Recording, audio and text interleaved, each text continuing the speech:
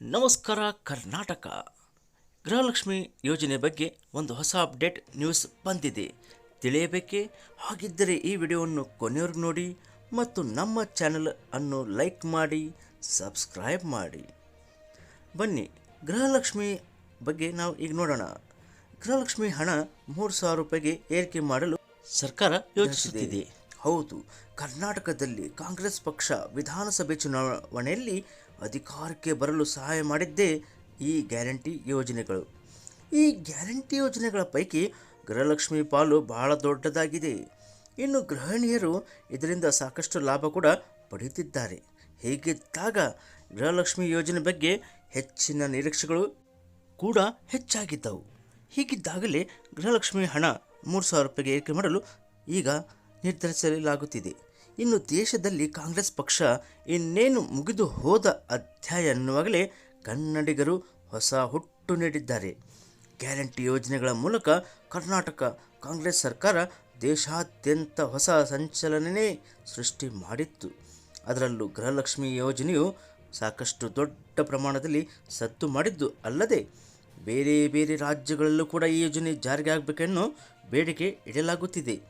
ಹೀಗಿದ್ದಾಗಲೇ ಗೃಹಲಕ್ಷ್ಮಿ ಹಣ 3,000 ರೂಪಾಯಿ ಏರಿಕೆ ಮಾಡಲು ನಿರ್ಧರಿಸಲಾಗುತ್ತಿದೆ.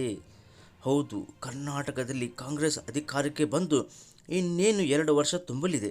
ಇದೇ ಸಂದರ್ಭದಲ್ಲಿ ಗೃಹಲಕ್ಷ್ಮಿ ಯೋಜನೆ ಮೂಲಕ ಭರ್ಜರಿ ಸುದ್ದಿಗಾಗಿ ಜನ ಕಾಯುತ್ತಿದ್ದಾರೆ. ಇನ್ನು ಬಿಜೆಪಿ ಜೆಡಿಎಸ್ ನಾಯಕರು ಕಾಂಗ್ರೆಸ್ ನಾಯಕರ ವಿರುದ್ಧ ಗ್ಯಾರಂಟಿ ಯೋಜನೆಗಳನ್ನೇ ಮುಂದೆ ಇಟ್ಟುಕೊಂಡು ವಾಗ್ದಾಳಿ ಮಾಡುವಾಗಲೇ ಗೃಹಲಕ್ಷ್ಮಿ ಹಣ 3,000 ರೂಪಾಯಿ ಏರಿಕೆ ಮಾಡಲು ಸರ್ಕಾರ ಮುಂದಾಗಲಿದೆ. ಕಾಂಗ್ರೆಸ್ ಸರ್ಕಾರಕ್ಕೆ ಬಲವಾಗಿ ನಿಂತಿರುವುದೇ ಈ ಗ್ಯಾರಂಟಿ ಯೋಜನೆಗಳು.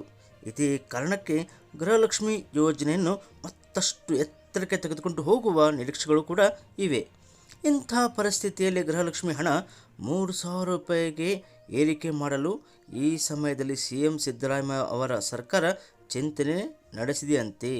ಹೌದು, 2025-26ನೇ ಸಾಲಿನ ಕರ್ನಾಟಕ ಬಜೆಟ್ ಸಮಯದಲ್ಲಿ ಗೃಹಲಕ್ಷ್ಮಿ ಹಣವನ್ನು 3,000 ರೂಪಾಯಿಗೆ ಏರಿಕೆ ಮಾಡುವ ಆದೇಶ ಹೊರಬೀಳಬಹುದು ಎಂದು ಜನರ ನಿರೀಕ್ಷೆ ಇದೆ. ಒಟ್ಟಲ್ಲಿ ಈಗಾಗಲೇ ಬಡವರ ಮನೆಗಳಲ್ಲಿ ಸಾಕಷ್ಟು ಸಹಾಯ ಮಾಡುತ್ತಿರುವ ಗೃಹಲಕ್ಷ್ಮಿ ಹಣ ಇನ್ನಷ್ಟು ಬೆಳಕು ತರುವ ನಿರೀಕ್ಷೆ ಇದೆ. ಸಿದ್ದರಾಮಯ್ಯ ಅವರ ಸರ್ಕಾರ ಇದೀಗ 2,000 ರೂಪಾಯಿ ಹಣವನ್ನು ಫಲಾನುಭವಿಗಳಿಗೆ ಗೃಹಲಕ್ಷ್ಮಿ ಯೋಜನೆ ಮೂಲಕ ಹಂಚುತ್ತಿದೆ. ಆದರೆ ಇದೀಗ ಆ ಹಣವನ್ನು 3,000 ರೂಪಾಯಿ ಏರಿಕೆ ಮಾಡುವ ನಿರೀಕ್ಷೆ ಈಗ ಮೂಡಿ ಸಾಕಷ್ಟು ಕುತೂಹಲ ಕೂಡ ಕೆರಳಿಸಿದೆ. ಹೀಗಾಗಿ ಸಿಎಂ ಸಿದ್ದರಾಮಯ್ಯ ಅವರು ಮಂಡಿಸುವ ಕರ್ನಾಟಕ ಬಜೆಟ್ ಮೇಲೆ ಎಲ್ಲರ ನಿರೀಕ್ಷೆ ಮೂಡಿದೆ. ಗೆಳೆಯರೇ, ನಮ್ಮ ಈ ಚಾನೆಲ್ ಇಷ್ಟವಾದಲ್ಲಿ ದಯವಿಟ್ಟು ಲೈಕ್ ಮಾಡಿ ಮತ್ತು ಸಬ್ಸ್ಕ್ರೈಬ್ ಮಾಡಿ.